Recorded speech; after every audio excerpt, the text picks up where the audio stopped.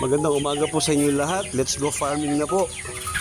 24 days na po yung ating mga alagang 45 days na tumitimbang na po sila ng 1.2 to 1.3. Estimate ko po mga 1 week pa, pwede na po tayo mag-harvest. Kasi po yung ganyang age nila, kaya nilang mag-gain ng timbang ng 60 grams to 70 grams per day. Lalo kapag kumpleto lagi yung painom sa kanila, pati po yung pakain, tapos medyo mainit pong panahon yan, ganadong-ganado po silang kumain yan kapag ganyan. Kaya po sa ganyang age, bantay na bantay ko po yung painom nila kasi kapag bigyan silang nabigyan ng painom, malaki po yung nawawala sa kanila. At sa ating di po mga nag-aalaga, kasi kapag di po sila nakainom ng maayos, padidelay din po yung paglaki nila. Masahaba yung panahon ng pag-aalaga natin sa kanila.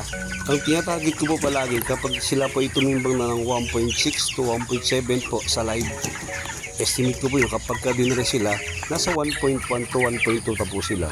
Kasi po pag tinanggal nyo yung ulo, pati yung paa, pati po yung laman loob, halos 500 grams po yung nababawas sa kanila. Kailangan ko na rin po maglipat para magkaroon po silang magandang spacing, magkaroon ng magandang ventilasyon para mas mabilis po silang lalaki. Maraming salamat po sa mga bagong subscriber at sana po pakisubscribe niyo po yung ating channel. Kung may mga tanong po kayo, pwede niyo pong lagay dyan sa comment section at sa abot ng aking makakaya, sasagutin ko po.